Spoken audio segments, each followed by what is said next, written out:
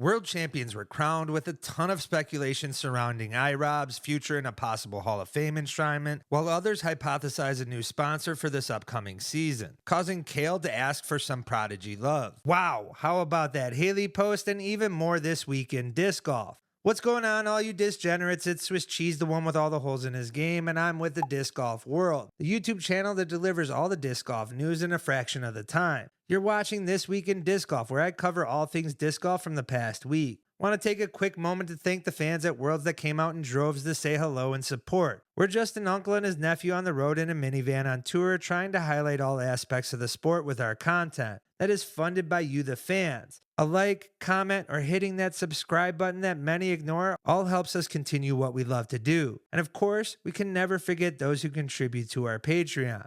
The 2024 World Championship is now a wrap. The event had its ups and downs, certainly, but for the most part was an absolute overall success and one of the best Worlds I've ever attended. Sure, there was issues with the course. Roped OB, I'm like Vinny, hay bales should never be an option. You had Heinolds Hill and a monopolized food venue for the final 2 days, giving thousands in attendance only 5 food options and overpriced on top of that. For far more details, make sure to watch all the videos that came out of Worlds. That all said, the event crowned 2 winners. Evelina Salonen took down the FPO, despite everyone being upset with her putting performance and even worse narratives from others on the fact FPO being unwatchable. Funny enough, that champagne celebration hitting Evelina saw about the same C1X percentage over her weekend, while Isaac Robinson was able to take down his second world championship in back-to-back years, becoming only the 5th MPO player to repeat as a world champion, behind Hall of Famers and greats in the game in Ricky Wysocki, Paul McBeth, Barry Schultz, and of course Ken Climo.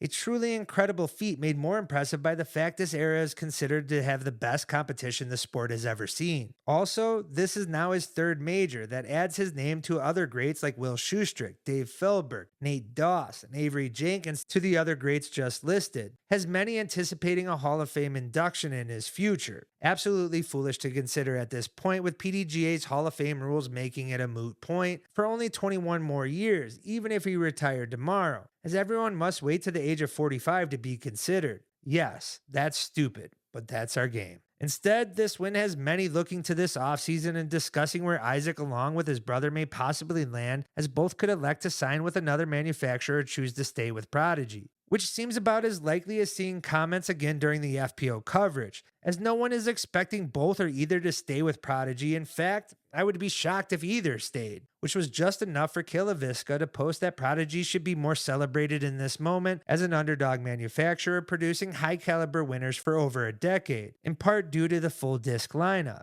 Admittedly, Prodigy does need more credit in how they have changed disc golf in their short career. Their inception, along with Dynamic, helped bring player salaries to the sport, while also finding success on tour. In their 11 years, Prodigy has amassed 4 world champions and 16 major victories in both the MPO and FPO. So they deserve the respect for that accomplishment, especially considering the company has never been a major player as far as disc sales. That being said, Prodigy has had bad PR surrounding the company not just recently, but even further back to its early years, while also only being able to retain one of those past major winners in Will Schustrick. So as much as Cale is correct in this conversation, it shouldn't be a surprise either. Both the Robinsons and those prior winners will see Prodigy becoming a footnote to a player's career, as most have springboarded to more lucrative contracts to larger manufacturers with more concrete staying power like Discmania, Innova, and Discraft, where often their winning ways continue. And you only need to look at Gannon Burr for proof, who just this year has seemed minimally affected. In fact, has only said he misses the A2 on specific holes on tour. But in reality, their disc lineup, like any company, is a minor contributor to those players' success. Let's just be real, it's always been the Archer, and always will be. Many witnessed UC Maresma while on Nicholas Antala's bag was one of the first to congratulate Isaac on his win, overemphasizing the handshake between the two as a possible future landing zone. Certainly makes sense with the rest of the vlog squad already on the team. Yet what a 2-time back-to-back world champion can garner on the market, and the fact that Discmania has tied themselves to multiple year contract deals, most coming just this offseason, just might leave them outside looking in, as Discmania cannot offer as much as other big brands in the market.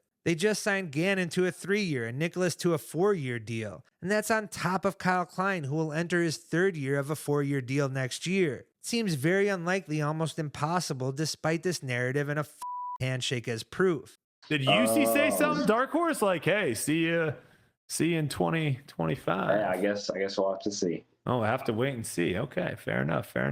Which in all honesty would come from any caddy or what any representative of a manufacturer would have done in that same position. Even if Isaac has a desire to join, would need to take an incredible pay cut to do so. Difficult when following his time with Prodigy and an upcoming wedding. Yes, House of Disc presumably has money, but has tightened their player contracts throughout all their brands. With even more rumors it continues this offseason, as it's been speculated no name is safe. Instead, it's more likely to come down to top dogs Innova and Discraft. Discraft has nearly every MPO contract up after this season, including one of the year's breakouts in Anthony Barella. And let's not forget a major winner in Andrew Presnell. But with only Paul Macbeth, Paul Ulibarri, and Aaron Gossage signed beyond this season, the company has an opportunity to go after some other players. But with Paul's contract and the fact that they are more than likely signing players in-house, seems less likely to land the world champion. While Innova really only has Calvin Heimberg, and has a past of signing two-time world champions in free agency. But everyone loves to forget Ricky was on Innova. Many have been critical of Innova as being cheap, however they have already picked up KJ and Vino's contract mid-season. And maybe an Isaac signing can finally shut down that narrative, as he seems to be a perfect fit in that lineup. And my choice at this point of Isaac's future landing spot. For those wondering about Ezra, who is a talent to garner attention also, my prediction is the two brothers finally split manufacturers in an epic fashion and joins rival Discraft to fit their team of up-and-comers. But let's hear from you guys in the comments section. Where do you see Isaac and Ezra landing this offseason? Beth at 69. I just told myself, you got to will this one in there. Whatever you have, just will it in there. This man is unbelievable. This is what athletes live for. This is the moment. Hailey King had a protest of her own that had many looking for Ajax the dog for an emotional cleanse. Because for many, her post on the tour needing to do better had most simply shaking their heads. Hailey went on to post that Worlds being held on non-commemorative history was wrong. What was wrong was whether the fact that building was used as slave quarters, as it seems to be a debate. Now, Lynchburg was a hub for slavery in the past, along with the surrounding areas well known for their tobacco plantations, which comes with its own stigmatism. However, we're not talking about playing on a restored plantation or named after a questionable historic figure here, simply a golf course. Many have pointed out Lynchburg is quite diverse, and even though Liberty University, the largest divinity school in the world, is also nearby and viewed as a religious conservative area, who also may not be so accepting of Hailey. But even Lynchburg has seemed to be a political battleground recently, surprising even me. Anyone would be hard-pressed to find any location without a history of racism, xenophobia, or mistreatment of people, especially in the US. However, no one can argue certain areas have done a far better job of addressing to correct that history. And that just might be what Hailey's trying to say, just in a terrible roundabout way. Instead, the post only ostracized herself towards the people of Lynchburg, Bedford, and allowed her haters to jump on, which one doesn't need to look far to see hateful comments surrounding Hailey's appearance or lifestyle,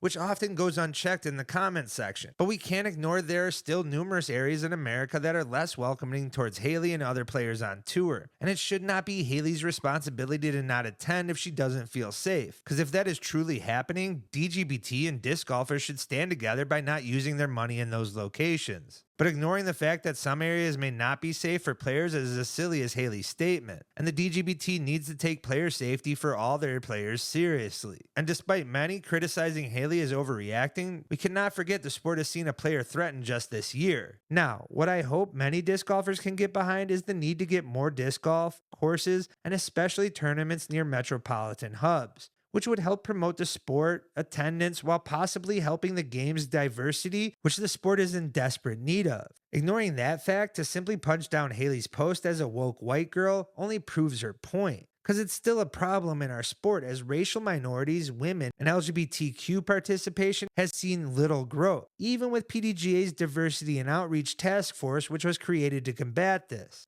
That's way too much serious conversation, so let's move to some quick hitters already. Surprise many of you, but disc golf parents absolutely love us. Miranda's dad has the sickest handshake. Lotta's pops was out there in search of us. And Dallas, next time you see us, make sure to say hello instead of sending your mom. Katrina Allen and Austin Hannum finally welcomed their new baby girl, Eloise, home. Congratulations goes out to those two. Nicola Castro, Nate Sexton, and Paul Macbeth continue their World's Cash streak. Get used to Coach Melton as he's been part of the Milligan University team meetings. I just can't wait for Melton to rock those high-waisted coach shorts with a whistle. Listen, if you haven't gotten your eyes on Silas Schultz World's Cut, make sure to run and catch it. That is right after you finish this video first. There's not that much longer, guys. The video is his best edit ever, and that in itself is an accomplishment, considering he's hands down best in the game. The Hot Dog Bandit is at it again, this time with car stickers, as Joey Tamale and Erica Stitchcomb seem to have been hit.